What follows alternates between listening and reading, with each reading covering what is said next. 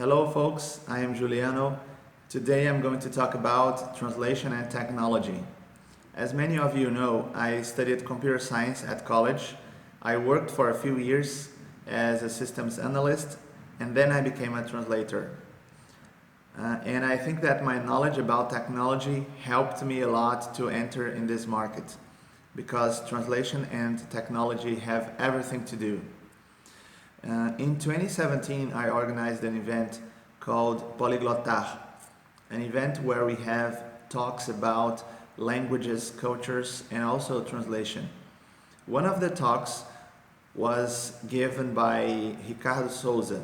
He is the current president of the Brazilian Association of Translators and Interpreters, ABRATES. And in that presentation, he explained about technology and said that there's no translation without technology because in order to translate something we have to read it, and in order to read it, it must be written, and we need something, some kind of technology to give us the ability to read things in a paper or on a computer screen, either a pencil or a book or something. And in the 21st century, of course, we have computers, we have the internet, we have text editors, and so on. And we must know how to use technology in order to find jobs on the internet and more clients from all over the world. I see that some translators have a hard time on finding jobs because they cannot deal with technology very well, and this must be changed because we need to use the internet, the computer, the text editors, the CAT tools, computer assisted translation tools, and so on. And this is totally essential, especially nowadays in the market that we have today, and it will be more necessary in the future. People have questions about how to install programs or how to use CAT tools, how to navigate in a website to find clients, in a website such as pros.com, for example, that I always mention here in the channel. Some people don't know how to use a computer, and that could be a total problem and a great obstacle to enter in the translation market. So my message is that people must get used to technology, must understand and learn how to use the tools that are necessary in today's environment. I'm going to mention an example that happened a few weeks ago. One woman received a translation and it should be done on Tradução. That is a CAT tool, but this woman didn't know how to use it. She tried to install it, but wasn't successful. Then she contacted someone, and someone told her about me. And I used Tradução for some years, and I'm very used to this too. And then she asked me if I was interested in getting the job, and I said yes. It was a 27 euro job, very small job from an Italian company. I accepted, I translated the file, everything okay, sent the file, and 1 week later the same agency sent me another job, and this time a job that the value was 500 euro.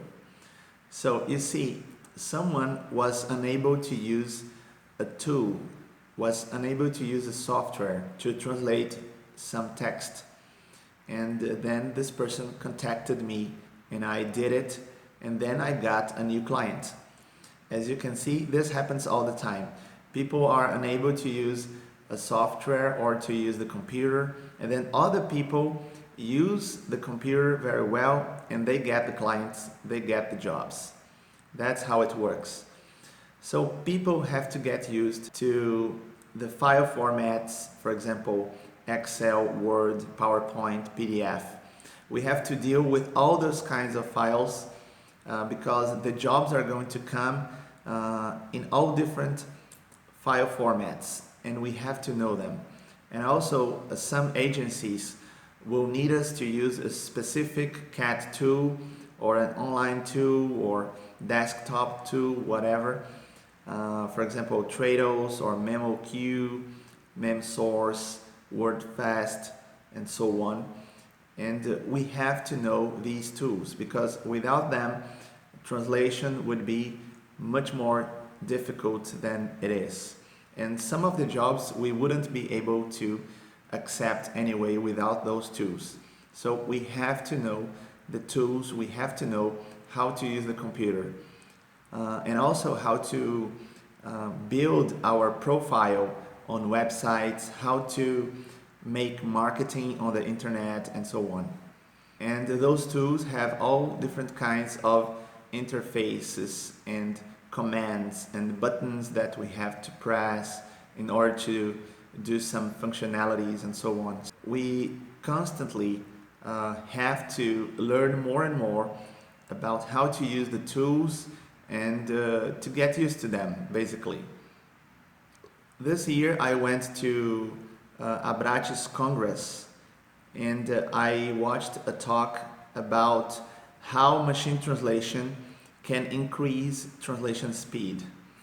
A guy presented his master's degree dissertation explaining exactly how to use machine translation to work better.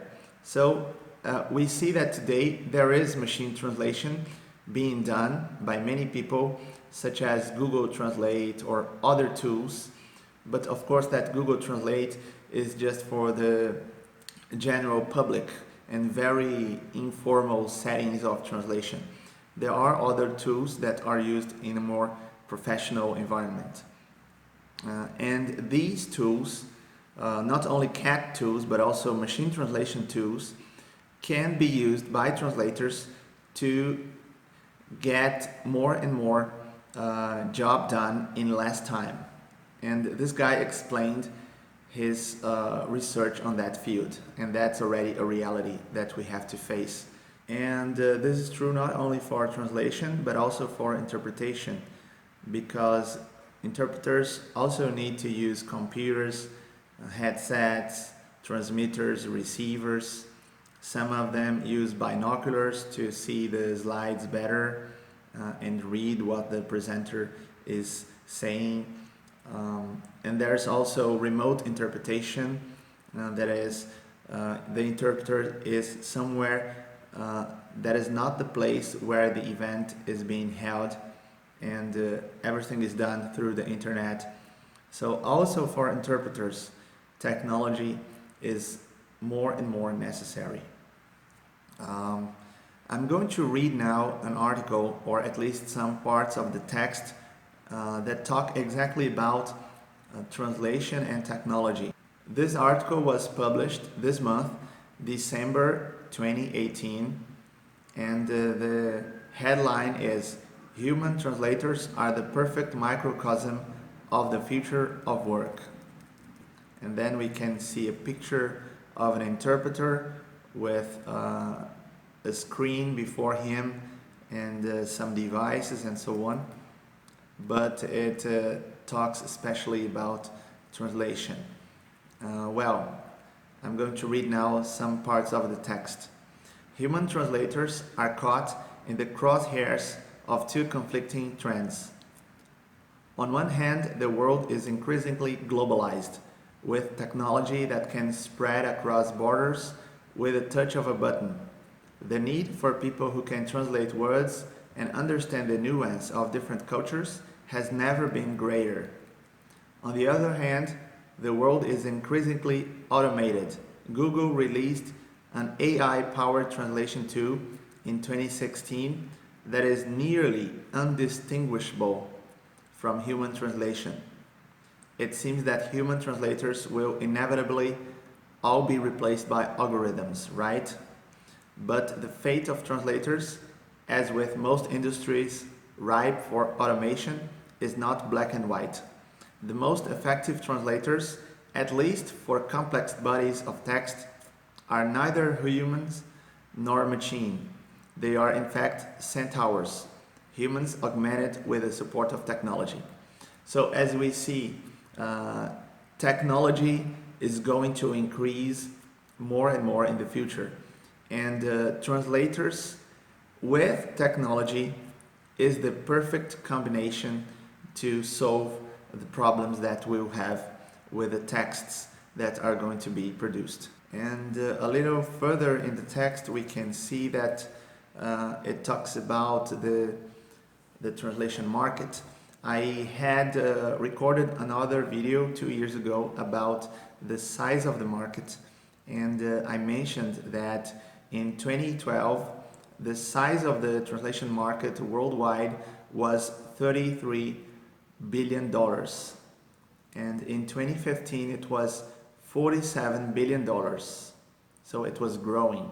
And now the text talks about 2018 and 2023, and it says the following: translation is a $50 billion industry globally, and it is set to grow to over $66 billion in the next 5 years.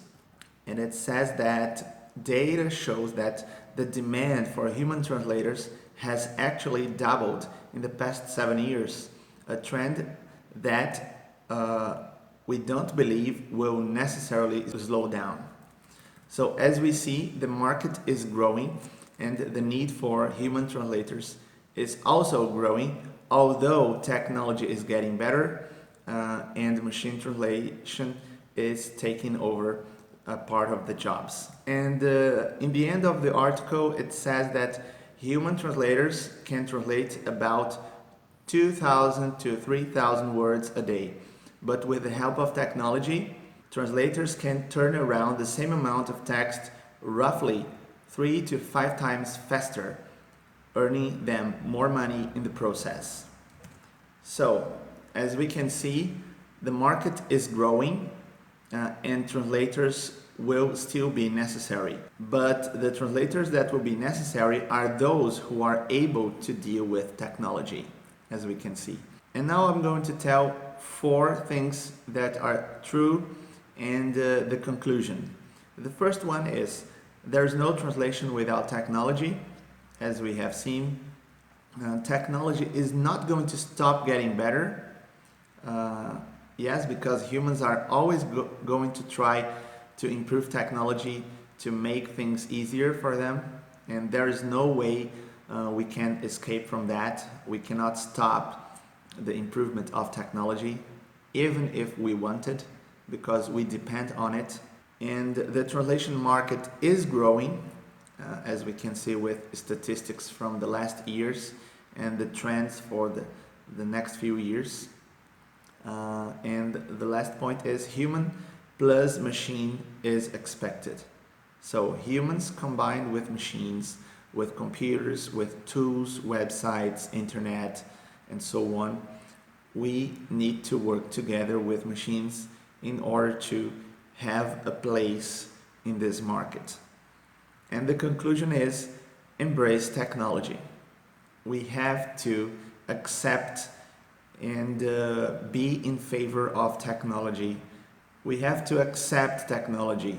We have to know how to use it.